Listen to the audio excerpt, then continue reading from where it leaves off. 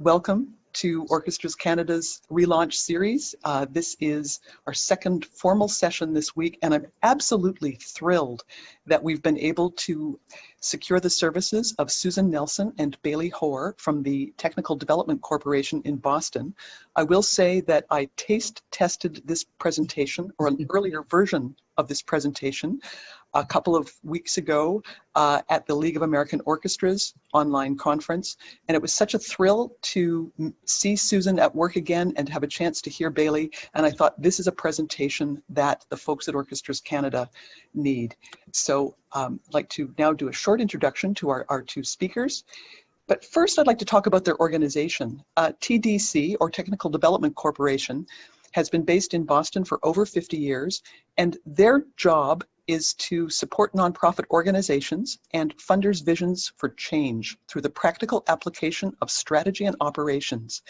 And they have, in many respects, because of their long history, their own development, as they say, has mirrored the development of the independent sector itself, at sometimes leading change and at times responding to the evolving needs of organizations and funders.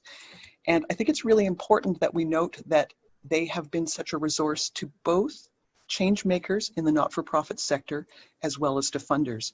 Now, Susan Nelson, who's Executive Vice President at TDC, has been with the organization since 1987. She has led a wide range of projects, both inside and outside our sector, that include mergers, strategic partnerships, planning, financial restructuring, and facilities planning. She's worked with clients of all sizes in the areas of arts and culture, as well as right across the nonprofit sector. And as I said earlier, she also does a lot of work with funders to help them develop effective grant-making programs. Bailey Hoar is Senior Project Manager at TDC, and she joined in 2014. She works with clients across the sector with a particular focus on arts and culture organizations. Her work spans strategic business planning projects, targeted research and analysis, and with individual nonprofit organizations. And she's also worked in TDC's sector-wide research engagement. She's from the sector. She describes herself as a semi-retired singer. And before joining TDC, she was a project manager for Opera North in Lebanon, New Hampshire, and for education, youth services, and performing arts organizations throughout Vermont and New Hampshire. But I think you'll understand why I'm so excited about Bailey and about Susan when you hear them talk. So I think I'm going to pass the mic to them directly and take it away, Susan and Bailey. Thank you. Great. Well, thank you so much for having us, Catherine. We were delighted to answer your call and have a chance to come back up to Canada to have a conversation with you all about where we are in response to this COVID crisis. So today, I think we want to talk about a few things. First, we want to talk a little bit about context. What do we know about the current crisis, and how is that affecting our thinking? And then we want to talk about planning and decision-making in this context, like what we think the phases of response will be, what kind of processes we will need to employ in order to think about those phases. Then we want to get to the meat of the day, which is how to do scenario planning given the context and the kind of planning and decision-making that you may want to make. We want to give you some guiding frameworks. We want to get practical and say how it might work. And then we want to say who should play and how should they play into doing this scenario planning. Then we want to talk about what we think it might be the overall hidden opportunity in this moment about rethinking and reimagining our own work. And then we'd like, of course, to have questions and answers about where we're going. Okay, so let's talk a little bit about what we see as the current crisis. You know, every time we talk about this crisis, I think people immediately want to go to an analogy, a metaphor. What was like it before? What could we learn from before? And I think the natural place that we want to go is to the 2008 Great Recession. But I think we think it's different. In the 2008 recession, which was very startling and hard for people to manage and negotiate, we saw a short-term dip in demand, the stock market being volatile. But we also saw philanthropy and government stepping up in a multiplicity of ways that helped us through. And while it wasn't perfect and it was very hard, in the end, for the sector, it was manageable. Now, today, we're seeing something we've never seen before. That is, and you all know it much better than I do, sector-wide demand stoppage. We have never seen this universally across the sector before. We might have seen it in the results of a natural disaster in a certain location, but we've never seen sector-wide demand stoppage everywhere.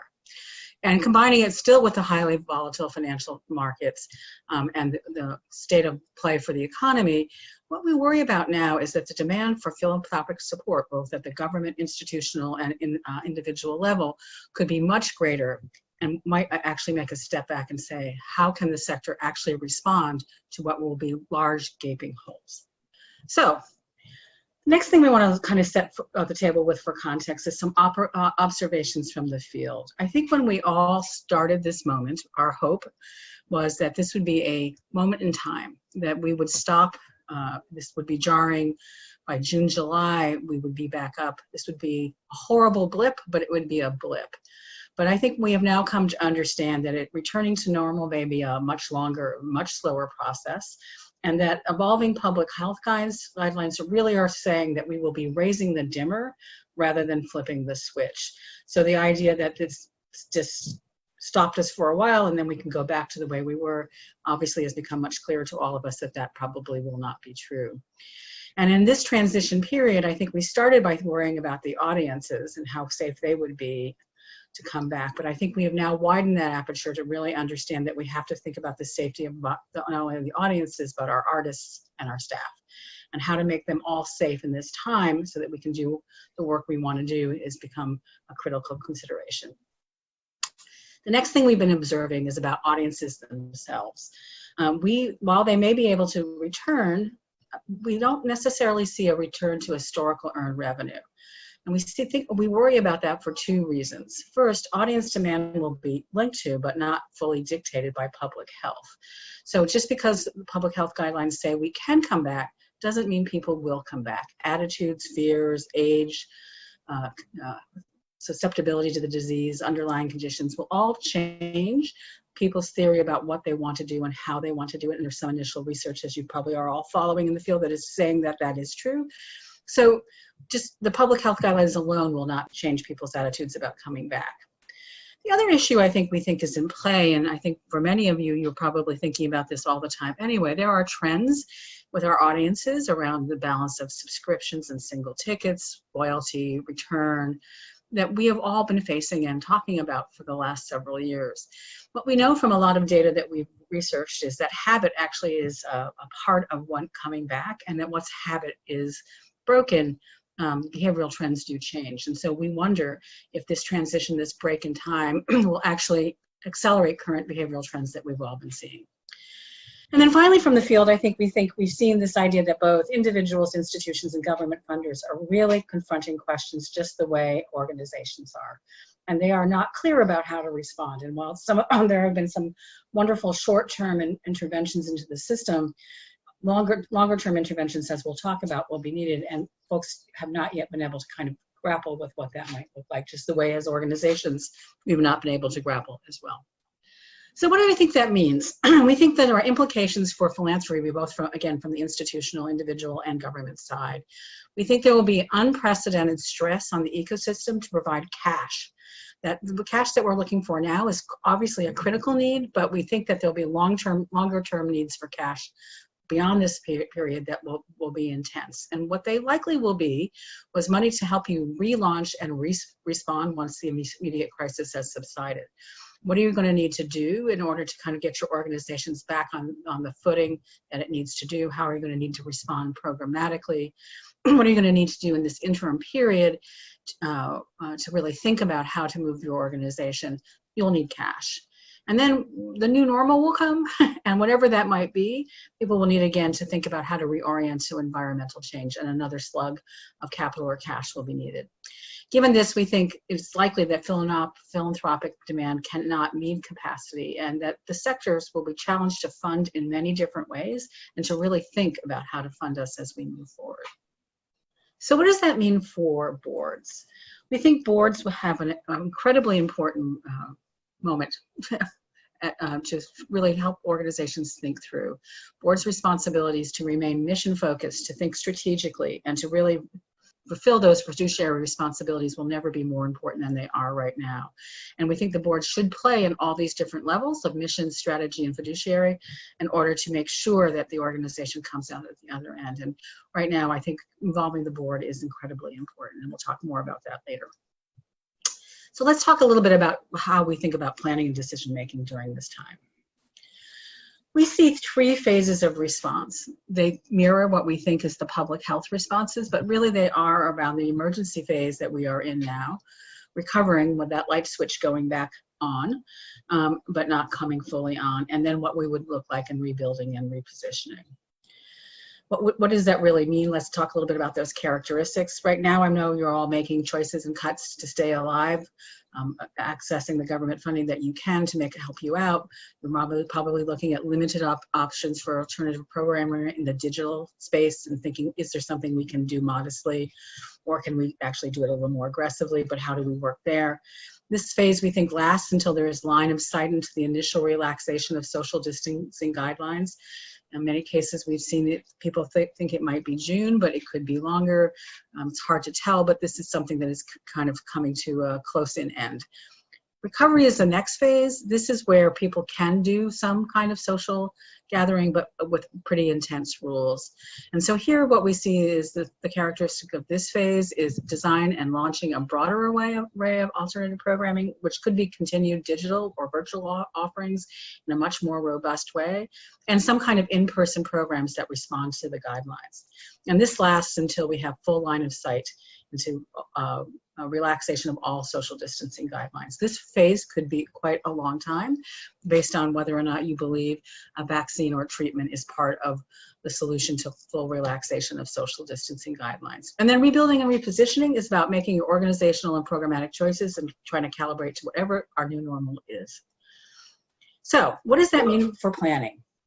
We actually think these phases are really important for you to kind of grapple with and think about, because planning needs to look ahead to the next phase beyond where you are and help inform making current decisions. Let me give you a very simple example of that. You know, right now you may be orienting your organization, your orchestra, to think about how to respond right now when you can't perform. You may be skinning down, you may be cutting programs, you may be doing everything to get your cash in alignment so that you can actually operate efficiently and well now without burning through all your money. To get back to recovery, you may need to add people back, add programming back, add different things back, but yet you've sized your cash need to where you are right now. If in this emergency phase moment you have not looked ahead to what you might need in the next phase, you will not be ready to go to actually move into the next phase, go back, test things, and try things. So the idea about planning here is you look ahead to the next phase and actually think about how it informs the decisions you make in the current phase. We think you need to do 2 key processes, and that these will be kind of layered through all the rest of the presentation. So first, we're going to talk, as we said, we're going to talk about scenario planning. And scenario planning is informed by these guiding frameworks.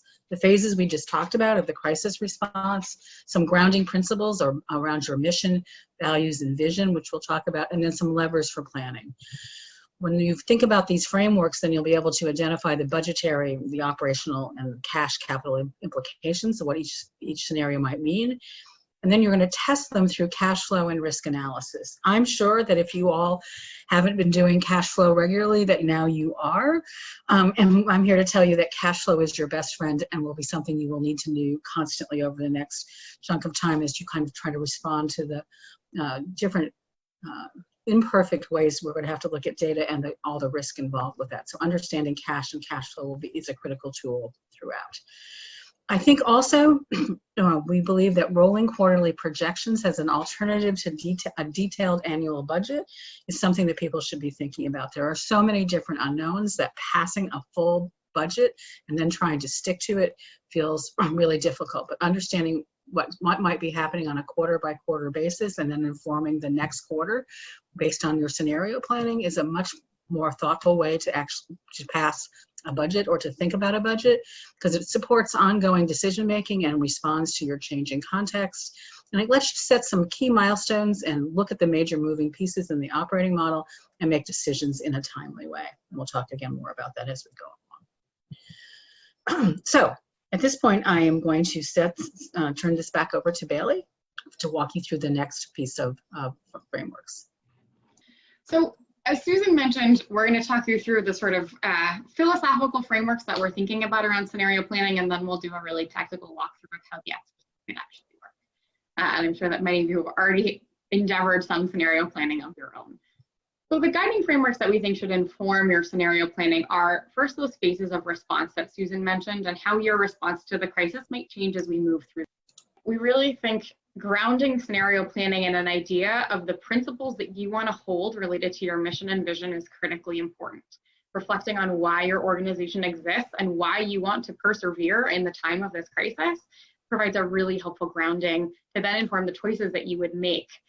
Those choices are then informed by these levers, the factors that will have a major impact on planning. So this idea of guiding principles, we think the question for staff and board to reflect on jointly and to come to shared understanding about is, what is the core of our mission and vision that we want to preserve, again, through this time? We think the imperative idea here is, what's your responsibility to your mission, not necessarily to the modes of delivery that you've been using in the past or your business model. So what do you see as your responsibility to your communities, art forms, and artists? What do you see as your responsibility to others in the ecosystem, to the venues that you might perform in, to the venues that you might own and offer into the ecosystem, to the partners and collaborators that you work with to deliver your programming and to deliver on your mission promises? What are your organization's commitments to equity and justice? And how will you preserve those in the time of the pandemic? A lot of people have been reflecting recently on the disparate impacts of the COVID-19 crisis, both within and between communities. And so how does that factor into your understanding of your own commitments to equity and justice as an organization, and how is that flowing through? Finally, are there pieces of your current strategy that feel like they're critical to preserve? In a lot of our strategic planning work with clients in the sector, people have sort of put their strategic plans on ice and said, we'll pick these back up when the coronavirus crisis passes. But there may be some pieces of your current strategy that you think you really want to push on even through this pandemic. So it's worth taking a moment to reflect on that as well. So these levers for planning, we think there are three big ones. The first, Susan already mentioned, are the public health conditions. How the regional and federal governments and the world more broadly are responding to the pandemic is not only going to set the timeline for each of the scenarios for when we move from emergency response into recovery, as Susan mentioned, but they will also establish key parameters for operations and programming, for how many people you can have gathering at one place and what that might mean for the number of artists you could have on stage, the number of people you might host in your hall. We also think reflecting on the attitudinal implications of audiences will help us modulate earned revenue potential in this time. So not only how many people could hypothetically sit in the seats and listen to a concert, but how will audiences behave? Just because they can might not mean that they will. Lastly, programming. And we think that in the scenario planning exercises, programming should both respond to public health conditions and audience demand, and again should be the infusion of those shared principles about why you exist, what you want to deliver on your mission in this time.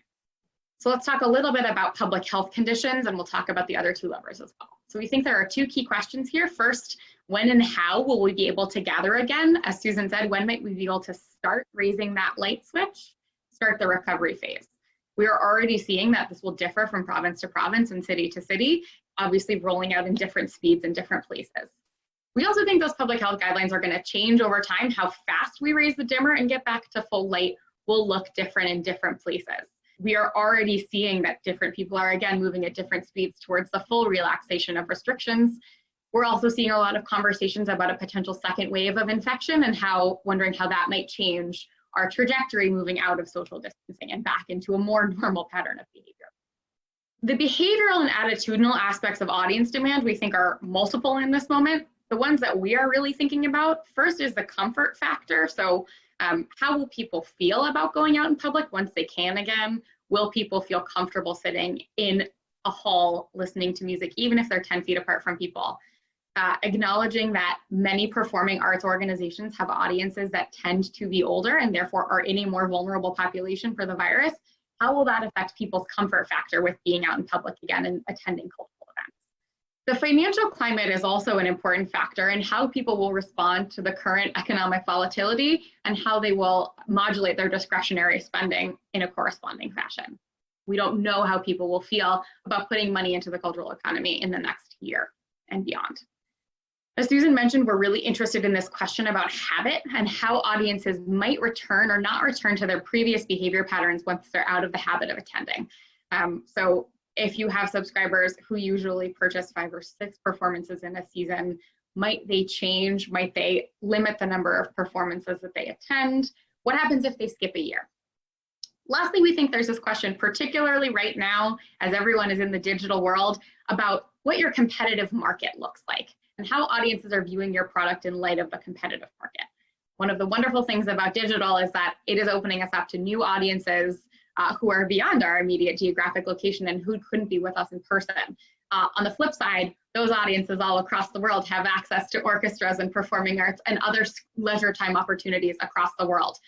So how has your competitive market shifted depending on where you put yourself right now in this pandemic moment?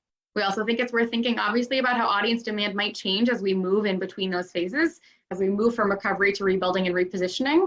How fast might audience comfort rise at the same way that public health conditions are lifting? Lastly, we think it's worth thinking about what data could inform your understanding of demand over time. How might you be able to start to determine for your audiences what their comfort level is, how they are feeling about re-entering a public space? What kind of data can you gather that will help inform your understanding of how audiences might move? So the last major lever is, of course, programming. What does the intersection of those public health conditions and that anticipated audience demand imply for the programming that you would offer? We expect that programming is going to look very different from our usual artistic products for the next little while. The content could look different. We've talked to folks who have said, big orchestral choral events are off the table for the undetermined future because that's a lot of people to put on stage together. Our partners or collaborators might look different if we're doing different programming. The delivery format might look different. Obviously, there is this digital versus in-person divide. There's also a question of location. Do you perform in your usual venues? Lots of people thinking about, are outdoor spaces safer at this moment? So all of those questions apply not only to the programming that you might put forward in this upcoming recovery phase, but also potentially long-term as we think about rebuilding and repositioning in the new normal. So that's the sort of philosophical framing. Let's talk about the nitty-gritty of how it might work. And we are consultants and we love a good flow chart, and everything should have 3 to 5 steps. So here are 3. First, you set the parameters for the scenarios. You sort of understand what scenarios you want to plan against. For each of those scenarios, you would identify their implications across a variety of dimensions. We think the last step is stepping back and looking at the costs and benefits of each scenario and the risks that are implied, and understanding how those things fit together and whether that combination of cost, benefits, and risks feels tolerable to you. So let's talk about setting the parameters. So the first step here is applying the frameworks to actually get your hands around multiple scenarios that you might want to explore. So first, thinking about those phases, what's the timeline over which you might move through those phases? Again, that's going to be modulated by those public health conditions. We also think in each phase, there are particular public health conditions that might inform your response. Again, thinking about audience demand and how it shifts over time, and then therefore the choices that you might make for programming. So you set the parameters, and then you would think about how you would respond to those parameters. And it could look something like this. In the emergency response phase, given the parameters that you've set for public health conditions, what choices would you make? How might you need to protect, as Susan mentioned, artist and audience safety, and so on, for audience demand and for programming across the phases? Lots of people have asked us where we should begin, what kinds of scenarios, what parameters should I set? And we think that it's really important to start by running the worst case scenario. For a lot of people, the worst case scenario right now is, what if I offer no programming at all that looks like my usual season for the next 12 to 18 months? We think starting with your worst case is really important for the following reasons. First, it's going to highlight the implications of the fixed costs. Even if you're not putting programming on stage and you're hibernating as an organization, there will still be monthly expenses that you incur, so that will really bring that to the fore. We'll also clarify the cash that you would need to return to programming. So once you could put something on stage, it will really clarify how much money you would need in the system in order to be able to turn that switch on. And of course, that leads us to a baseline sense of capital need that is then helpful as a comparative point as you look across multiple scenarios. So here's an example of how those parameters might work. Again, not advocating for this as your worst case, that should be determined by you, but here's just an instance. In this scenario, the worst case is that there is no programming happening and that recovery phase doesn't start until July of next year. Until between now and then, the organization would be living in this emergency response moment. Then we think you can define the scenarios by working backwards quarterly. So if our worst case is July, what does it look like if we start the recovery phase in April of 2021? So once you've defined the parameters for each scenario and you've identified the choices that you would make in response to those parameters, you then identify the implications for budget and operations, for the capital and cash that you'd need, the impact on your cash flow and the timing. And then lastly, we think it's worth reflecting on implications for your long strategy and what this may mean for the organization across multiple years, as opposed to the next 12, 18, 24 months. So from a budget and operations perspective, again, we think that there are implications against each of the frameworks. So for public health, if we're thinking about assuring audience and artist and staff safety, there are likely going to be incremental expenses associated with that because that's just not something that we do in our normal run of business. From an audience demand perspective, we think that there's likely going to be an earned revenue shift, as you're all experiencing in the next little while, as we figure out what the appropriate pricing models might be. Lots of people are talking about, if I'm offering something online, is it free? Is it low cost? If I'm offering alternative programming in this recovery phase, am I offering it at a lower price point to incentivize people to come? Then there is, of course, this question of realized attendance. How many people are going to show up? From a programming perspective, there will likely be an expense shift. New programming might have incremental costs that you didn't used to incur. You might also get cost savings because of the different programming you're offering. And again, this earned revenue shift as we think about new programs and pricing models in the emergency response and the recovery phase. We also think it's worth thinking about potential long-term changes as we look to rebuilding and repositioning. It might be that we come out the other side and you think that there's a new earned revenue model that better supports the programming that you want to offer, and again, a new business model that supports that programming from the long-term perspective. As you look at all of these taken together, we think there are two big questions. First, what are the contributed revenue implications? And second, from an operational perspective, particularly in these next two phases, how skinny can you get? How lean can you get your operations to be while ensuring that you are meeting the needs from a safety perspective, from a public health perspective, responding to audience demand, and putting programming out that, again, responds to your principles? How skinny can your operations be? So we'll talk a little bit about the contributed revenue implications and how we think you might project. Lots of people have started in this moment by taking a % haircut off of their total contributed revenue and calling it a day and saying, we're going to get 50, 60, 75% of what we got last year, or our 3-year rolling average. We think percentages are a good start, but we think it's actually more informative to dive into your donor data and to think about the movement of bodies and their relationship with you. First, different donor groups define their relationship with you in different ways. For some donors, their donation, their support of you is incredibly programmatically driven. This is true, obviously, for institutional funders, but individuals as well.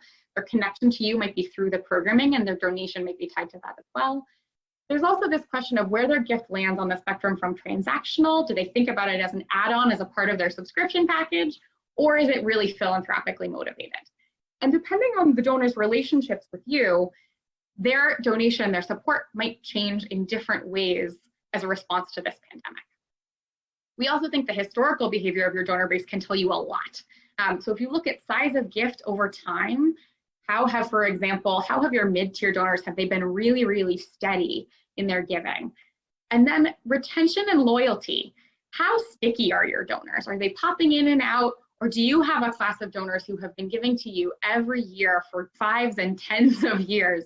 Those kind of clues about the historical behavior of your donor base can help you develop a more informed projection about how you think the different groups of donors will respond.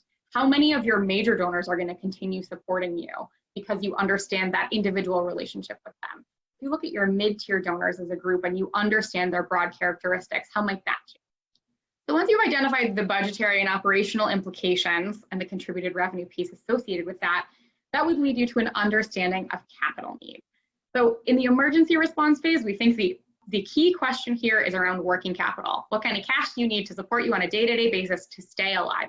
Your working capital, again, should be sized to that lean operational footprint.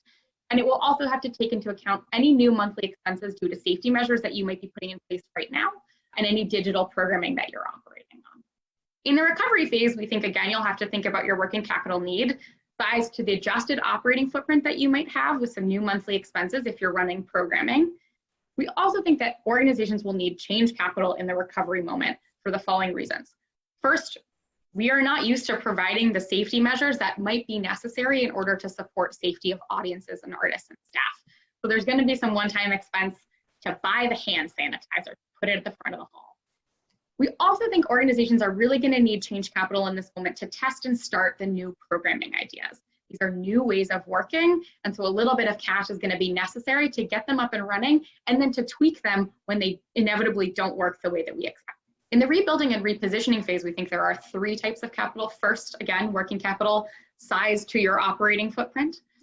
We think this idea of recovery capital is really important. What might you need in terms of a reset of your organizational liquidity so you have a solid platform to support rebuilding? And then again, what's the change capital that you might need? If you come into rebuilding and repositioning and you're thinking about new programmatic models, what kind of capital would you need to start that up? What kind of capital might you need to reposition in the market? Lots of folks have asked us in this moment how they deploy their own capital if they're fortunate enough to have their own board designated reserves on their balance sheet. And we have been thinking about the following things. First, how can your board designated reserves support that working capital need that we mentioned? We think at this moment, organizations should have at least 1 month of unrestricted operating cash. I want to stress 1 month is a floor, and I want to stress that that 1 month should be sized to what you think is your future operating need, not your lean footprint. Because if you're carrying 1 month and then you start programming again, that's not going to give you all the cash that you need to get the programming going. We also think at this moment, lots of people use deferred revenue to support day-to-day cash needs. Given the uncertainty around programming in the next 12 to 18 months, it feels really important that people don't include deferred revenue in that working capital calculation. So as you think about your 1 month of cash, we encourage you to take your deferred revenue and exclude it. We also think organizations should consider how they might self-fund change capital, how they might use their current resources on their balance sheet to give them a little bit of that startup money, as we mentioned in the recovery and the rebuilding phase. One idea around this is considering the benefits and risks of a maximum investment draw under the prudent management rule, however that might be defined for you. Again, we think this is a conversation about benefits and risks of making that move. Lastly, lots of people have asked us, what about my facility reserve? Should I be using that facility reserve to support the extra working capital that I need right now because my cash flow is a little wonky? We think organizations should think really hard about this. If you have a facility and the facility is core to your mission, we think it would be really difficult to advocate spending that money for working capital. We think you should preserve those funds because the needs for that facility are real and the capital is often really hard to come by. People have also asked us, what about debt in this time? We think that there are relatively few appropriate uses of debt in the current crisis, given their implications for paying back. So we think the following might be appropriate uses. First, if you can find long-term debt with low rates of repayment. We also think that lines of credit are appropriate only if they truly support cash flow. By that we mean if you can find a way and you have a plan to pay them back within a few months or a year. Otherwise, the line of credit turns into permanent financing and it becomes a drain on your cash. Lastly, if you are in a capital campaign and you're considering campaign financing, we think the campaign financing amount is appropriate only for the amount of pledges that you've received to date. Obviously, the capital needs and the budgetary implications we've identified have implications for your cash flow. And here it's all about balance of scale and timing in each of the phases.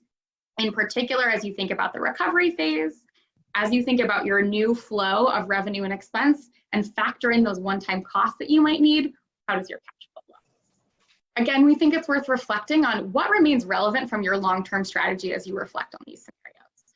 You might be able to hold the core values of your strategic plan, but as we mentioned, you might need to put those strategies and tactics on hold, or it could be that your scenarios are actually living your strategic plan as you go.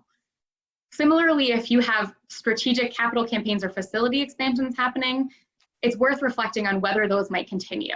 Do they respond to current needs? Are they supporting the scenarios that you're thinking about? And how do you think the economic climate might or might not support them? So once you've done the hard work to assess all the scenarios or to identify the implications, we then think it's worth stepping back and assessing them from this cost and benefits perspective and the risks perspective.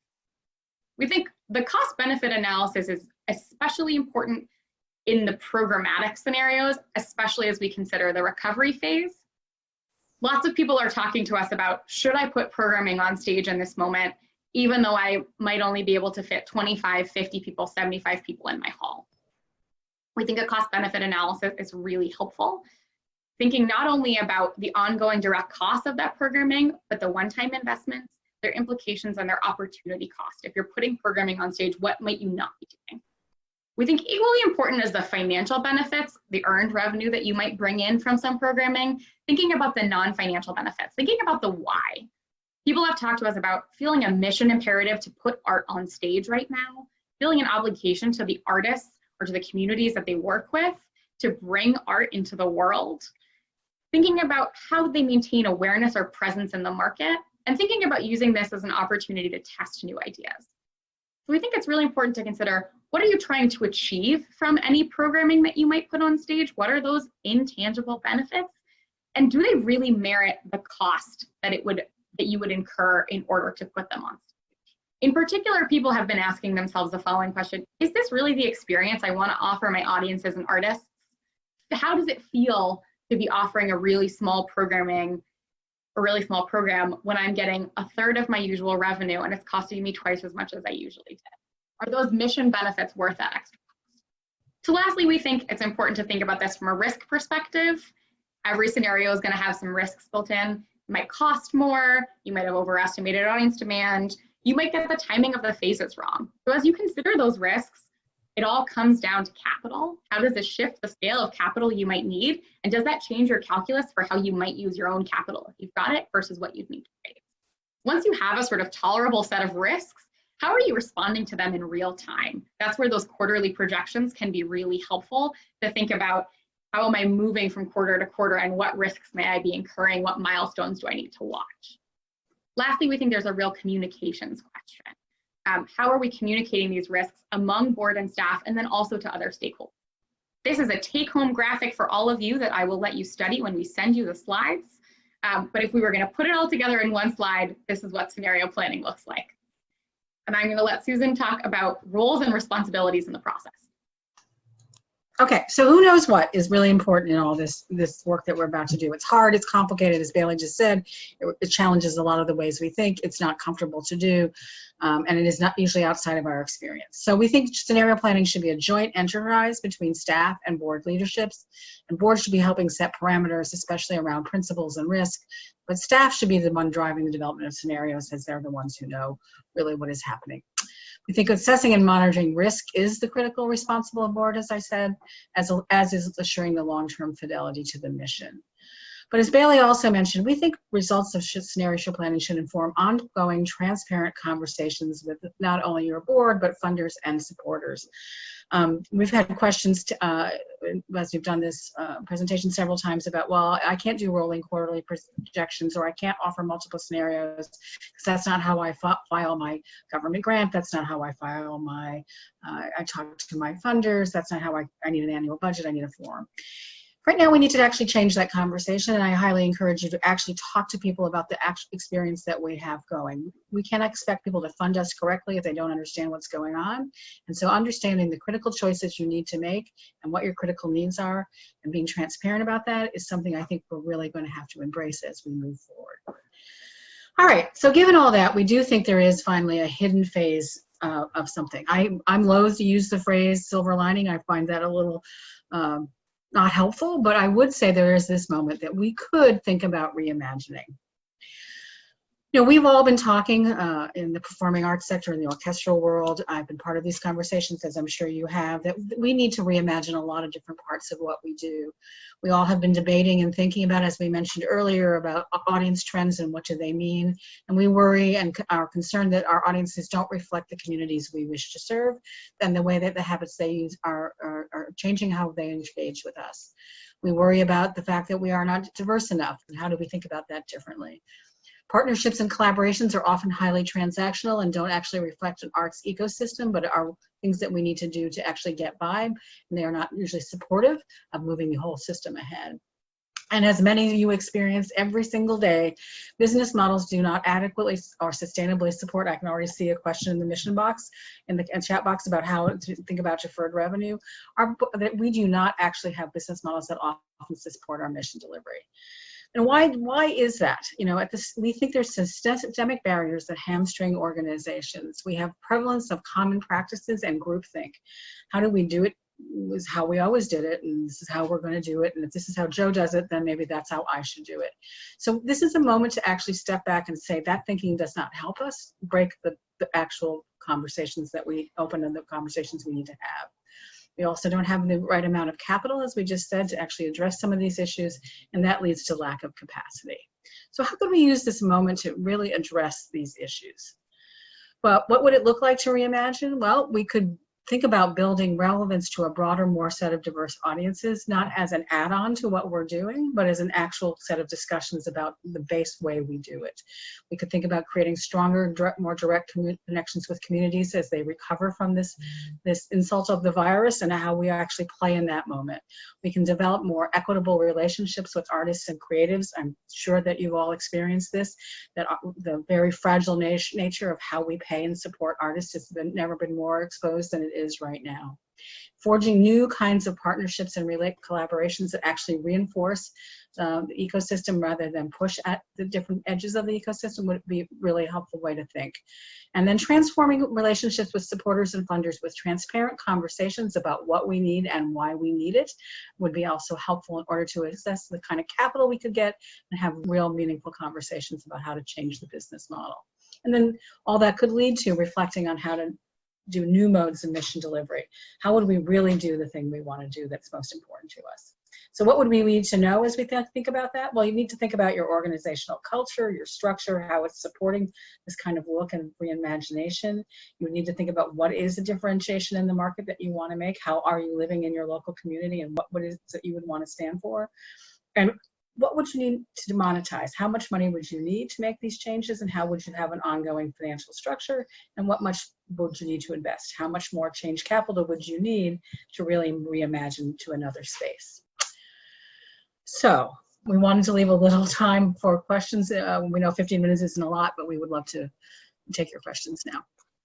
Okay, it's Catherine. I'm back, and I've been following the chat box as carefully, I think, as you have done.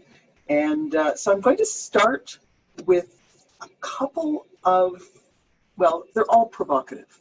Because you've been provocative, and this is really exciting words to hear, and I think a real call to action.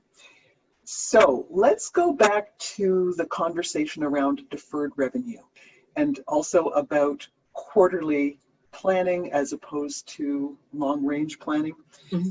It's noted a great many orchestras have the double bind of long-term planning for programming and marketing, and patrons expect seasons to go on sale 9 months before the season starts. Orchestras have also tended to depend on deferred revenue for getting through a year's annual cash flow cycle.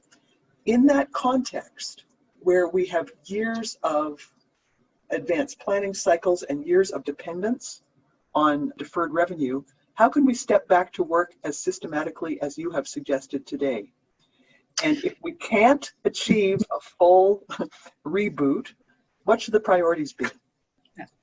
So I think there's a theoretical answer to this question and a practical answer. I do believe that we are going to face real conversations with our audiences around deferred revenue, because there's a high chance we are not going to be able to deliver subscription seasons as promised. And while in the short run, people have probably been very generous about their truncated seasons, because who expects the Spanish Inquisition? Who knew this was coming? Moving forward, I think having a conversation with your audiences about not delivering a full season and getting a full season subscription income, you're going to have real conversations about where that money goes and how that works. And I don't know, we are starting to see data here in the United States, I haven't looked at your data yet, where we're actually seeing where people had picked up their subscription dollars at first, they're really slowing as it becomes more and more clear that maybe the experience won't be what they think. So I think this, on a very practical level, we're going to have to deal with the lack of deferred revenue and adjust. And that's why we would highly encourage you in scenario planning to take it out and have a real conversation about what that would mean, because I think on a practical level, you're going to have to do it. So that's the first part. On the second part, we have worked with organizations to actually think about doing this and actually changing their capital structure so that deferred revenue is used in a previous season. It's about changing your economic model and thinking differently. We have worked with folks to do that. It's hard, but it absolutely can be done. it's thinking a little bit more about your capital structure and your balance sheet. I think the question that's insanely provocative that you've put out that I think is worth an entire week of conversations, and I'm sure you've already had it, is whether or not audiences really do expect 9 months, or we've set that expectation. And we have ideas about audience behavior and subscriptions that are well established to against the things that we need for the organization to work. But I think that we need to question out loud is whether or not that's what audiences do. I don't know the answer, but I think there is data out there that starts to point at things that are different than that. And I think that's a conversation that is really worth the industry having about what do audiences expect for a subscription season and advanced sales, and what could we learn through this moment where we're not going to be able to be as planful about more immediacy, shorter timelines, different ways to offer and promote our work. I know there are other questions, but I think that this question is really helpful and thoughtful, and that's a conversation I think really needs to be pushed at and thought about what do our audiences expect. Awesome. Okay. Another question, and this goes back to the lovely chart with the phases. Yeah. How do we balance recovery and repositioning? Could both of these be done simultaneously, or could different parts of our operations be in different phases? I love that question. I think that for some people, recovery could, and I think Bailey mentioned this in the scenario planning, I think there are some cases where you'll be able to actually test new ideas for repositioning in the recovery phase. Are there things that you want to think about doing in the recovery phase that you could size and shape to the repositioning, things you wanted to try that this will give you the space to? So I do think you could collapse pieces of those into each other to actually get ready for the repositioning. I also will say somewhat provocatively, we have spoken to some organizations who have chose to hibernate already during this phase and actually say we're not going to go up in the next 6 or 8 months, and that instead we are going to think all about the repositioning. That's what we're going to spend our time doing, is really getting ready to do the repositioning. I think that's a really excellent question to be wrestled with. Great. I have a couple more. Here's another provocation. Usually the board, we're full of them today. Usually the board staff relationship works because 80% of the activity doesn't normally require discussing. Now the balance has been reversed. How do we teach our board still to trust staff when everyone is under great pressure, and yet the world looks so strange to board members who are not following the same trends, not attending the same webinars, and so forth? Most board members are just as time poor as we are and are clearly stressed by what's going on in their professional worlds. How do we structure that board staff relationship at this critical juncture? All really great questions. These are the things that I think we've been really thinking a lot about. I think, we are a little bit reaping what we've sown about how we've worked with boards over the last couple decades. But I will say, I see in a day-to-day way, boards really stepping in and understanding that their time is needed. But I 100% agree that how to jump in is hard, which is why we've done this board responsibilities little peek in here. But we've been actually working through different mechanisms with boards about what their responsibilities are now. And what we've been finding is that boards do need a lot of education, but they're open to it. And so we have been finding that people really want to understand how to do it. A lot of boards have said, oh, you need to pass the budget, needs to look like last year, and we need to know within $10 about what you're going to spend. And you're going to have to actually say back, can't do it, won't do it. Here's what we have as an alternative and why. So I think the first step is actually finding ways to educate the boards about the choices you have to make and how hard they are. I mean, you guys are facing insanely hard choices, but getting the board to understand a bit more of the business and the choices that you're making, really critically important.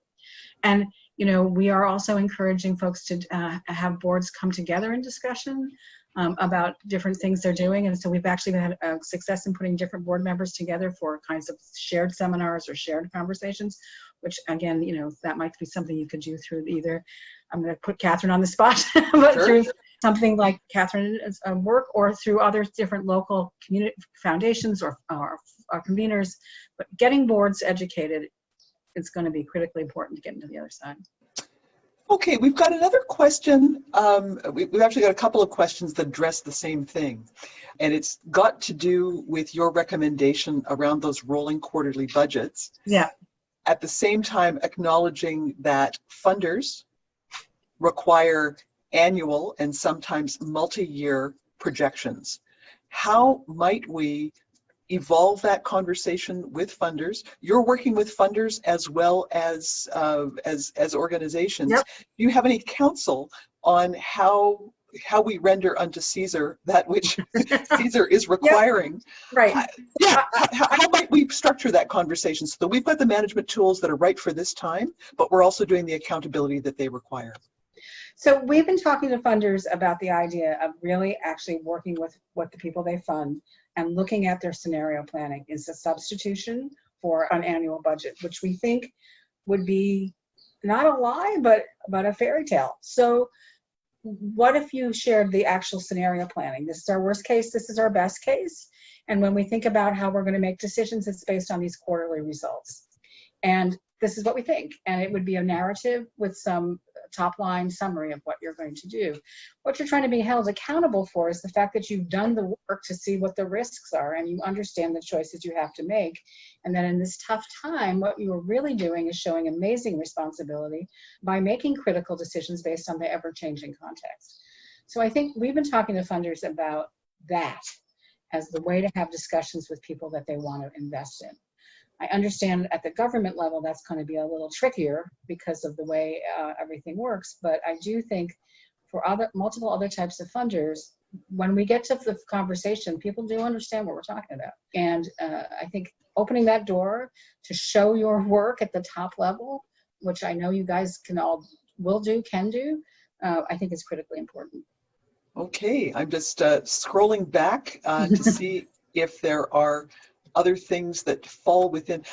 I will pose one question to you, and that is, as people who are working with folks in the sector who are advising funders, where do you go for your insight, for your information about what's happening? What are Bailey and Susan reading?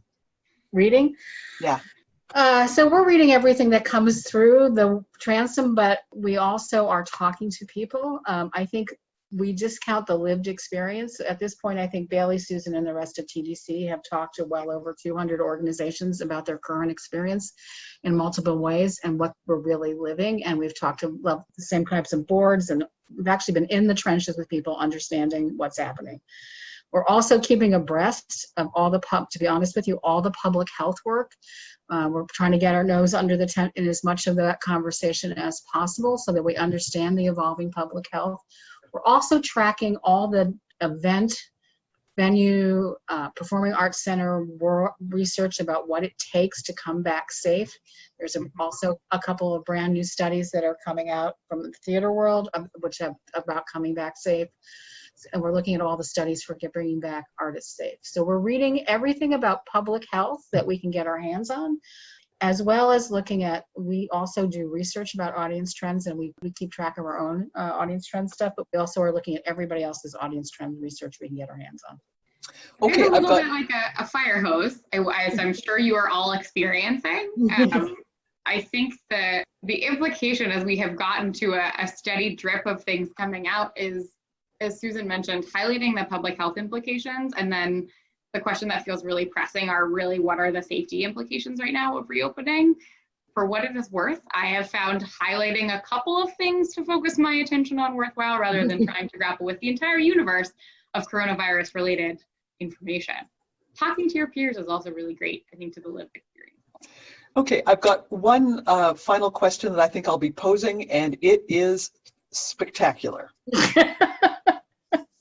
What about managing the labor relations implications of work stoppage?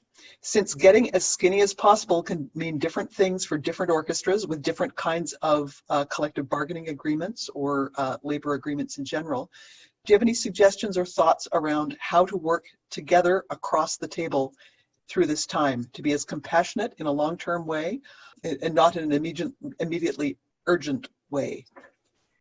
Yep, I think that's right. So I think I'm going to go back to the thing that we've been trying to talk about all the way through. I think transparency matters now more than ever. I'm not saying people haven't been transparent, but I think showing the scenario work that you're doing, showing the choices that you have to make, demonstrating them in real time and being as clear as possible And then combining that with your own, this is why we start with principles and values, combining it with your own principles about what you believe is your responsibility to the artists and the musicians in this time. You got to combine the two things. But I think the transparency issue for everybody is got to be real. I mean, I'm not trying to be overly dramatic, but people are going to run out of cash. And so, and not everybody, but lots of people are. So understanding how that works and what that really means and how much money you can really raise given a dimmer switch environment, I think it's going to be critically important to show your work as much as you can across the table. And I know that's hard. I'm not trying to be a Pollyanna here. I know how I've sat on that table. I know how hard it is. But I do think that's the only thing we can do is to be unbelievably truthful and show it all, and then try to hew back to our values.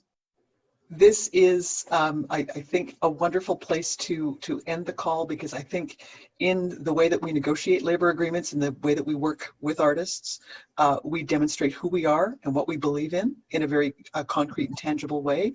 And as stressful as these times are, we will be judged for how we treat one another through this period of time, wisely, kindly, and with a view to the long term. So on behalf of many grateful Canadians, I'd simply like to express our profound gratitude for sharing your work and your thinking with us.